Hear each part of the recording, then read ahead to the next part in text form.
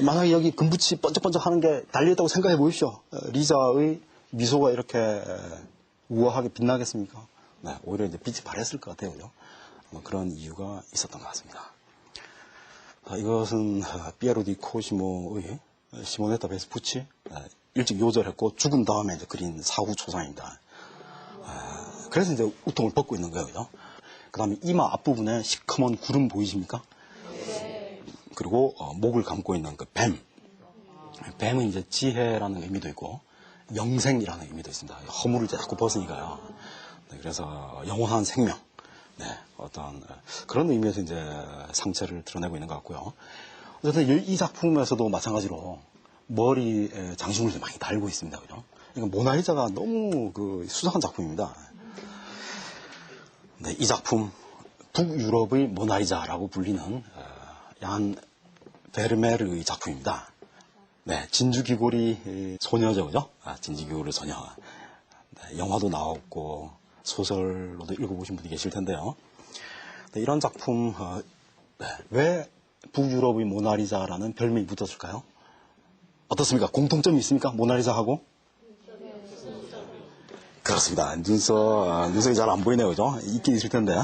자, 눈썹도 그렇지만 무엇보다 약간 벌린 듯한 입술, 뭔가를 호소하는 듯한 눈빛, 이런 그 표정들, 견고하고 딱딱하게 굳은 경직된 표정이 아니라 모나리자의 미소처럼 내면에서 뿜어져 나오는 어떤 미소, 표정, 감정, 눈에 보이지 않는 것, 네, 손으로 만질 수 없는 것, 네, 이런 것을 붓으로 재현하기 시작했습니다. 네, 그것이 이제 모나리자가 초상화 역사에서 처음이었고요. 네, 진주교류의 소녀, 네, 그 전통을 이어받고 있네요.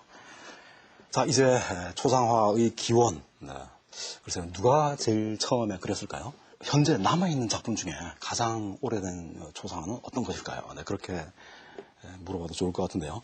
이 작품은 하이니히 슐리만 이 미케날 발굴했을 때 이 여러 가지 이제 발굴했는데 그 가운데 이 마스크를 찾아내고 나서 당장 독일 영사한테 전보를 쳤습니다. 오늘 나는 아가멤논 왕의 얼굴을 보았다. 네. 이 마스크가 아가멤논의 얼굴이라고 생각했던 거예요. 네, 지금은 이제 아니라는 게 밝혀졌고요. 마스크에 여러 개가 지금 아테네 국립고고학박물관에 전시실에 수상되어 있는데요. 이 작품은 죽은 자의 얼굴을 얇은 이제 황금을 가지고 덮었습니다. 덮고 이렇게 이제 떠낸 것입니다. 떠낸 다음에 그 다음에 이제 약간 뾰족한 나무 같은 걸 가지고 네, 이렇게 윤곽선을 만들었겠죠, 그죠? 네, 그냥 이렇게 하면 그냥 우둘두둘 할 테니까 네, 거기 어떤 형상들의 그 선들. 그렇지만 이제 비례는 거의 정확히 일치를 합니다.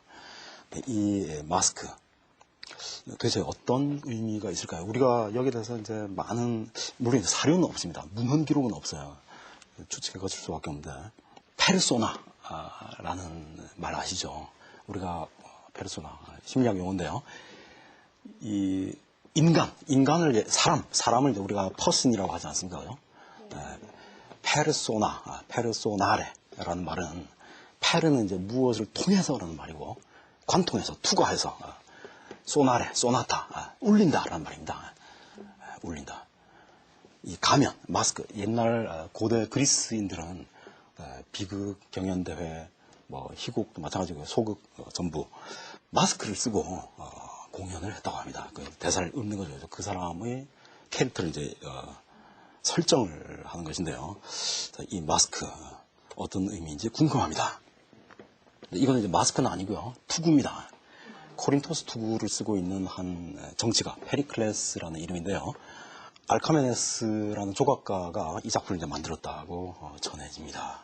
우리가 초상화의 역사를 훑어보면 그리스와 로마의 초상이 너무 판이하게 다릅니다. 아니 이제 그리스 초상화는 너무 아름답고 사랑스러워요. 네, 이상적입니다. 보면 이제 글쎄요 훈남이라고 할까요? 네, 아름답죠, 그죠? 주름살도 하나 없습니다. 네, 너무 착하게 생겼고요. 네, 그렇지만 이런 초상은 어떤 사생, 실제의 모습을 이제 재현하고 관찰하고 그것을 떠낸 것이 아니라 그보다는 어떤 하나의 이상적인 그 모델을 두고 그 비례라든지 이런 모델을 두고 거기에 살붙임을 한 것이다. 이런 느낌을 줍니다. 이상적인 초상. 네, 그러니까 아름다움의 기준이 우리들 사이에 있는 것이 아니라 저 구름 위에 있다는 거죠. 네, 그것이 바로 그리스 초상의 특징입니다. 여러분 이렇게 생긴 사람 혹시 보신 적 있습니까? 네, 드물어요, 그죠? 네, 물론 이제 어쩌다가 있긴 있겠지만 아주 드뭅니다.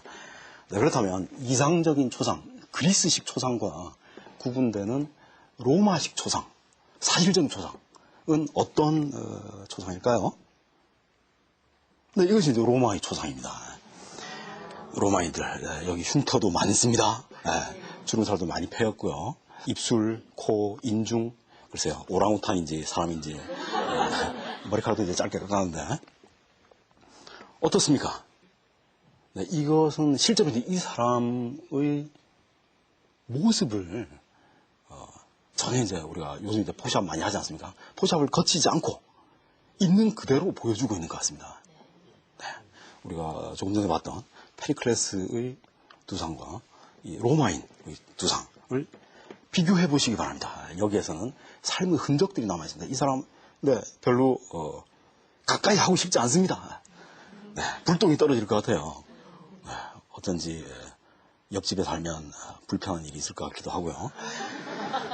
자, 그렇지만 이 사람의 모습, 뭐 이건 타고난 모습인가 어쩔 수 없습니다. 또 군대 가서 또 전쟁도 하고 칼에 찢기기도 하고 창날에 스치기도 했겠죠, 그죠? 네, 그렇지만 이 사람의 모습, 타고난 모습은 그렇다 쳐도 이 사람의 표정이란 것이 있습니다. 네, 이 사람이 웃고 있을 수도 있고 찡그리고 있을 수도 있습니다. 네, 우리를 노려보고 있을 수도 있겠죠, 그죠? 네, 그렇지만 이 로마인의 표정을 살펴보면 어떻습니까? 진지하죠, 그죠? 삶에 대한 그 사람이 어떤 취향을 가지고 있고 어떤 규칙을 좋아하고, 네, 가정에 대해서는 어떤 룰을 지키려고 애쓰고, 네, 이런 것들이 얼굴을 통해서 비쳐 보이는 것 같습니다. 네, 여기서 이게 보입니까? 이 사람이 사생활 습관, 네, 화장실에 가면 뭐 하고, 아무것도 안 보입니다. 안 보여. 이상적인 초상 안 보입니다. 그러나 로마의 초상에서는 이것이 보입니다. 실제로 볼비오스의 역사서를 보면 이런 기록이 남아 있습니다. 기원후 2세기 중반인데요. 로마인들은 세상에 정말 이런 풍습 본 적이 없다. 장례 풍속 가운데 사람이 죽으면 죽은 사람의 얼굴에 젖은 흙을 덮어놓고 그것을 이제 떠낸답니다. 그러니까 막 솜털이고 뭐고 다 빠집니다. 다 빠져요. 사람의 얼굴을 그대로 떠. 마치 그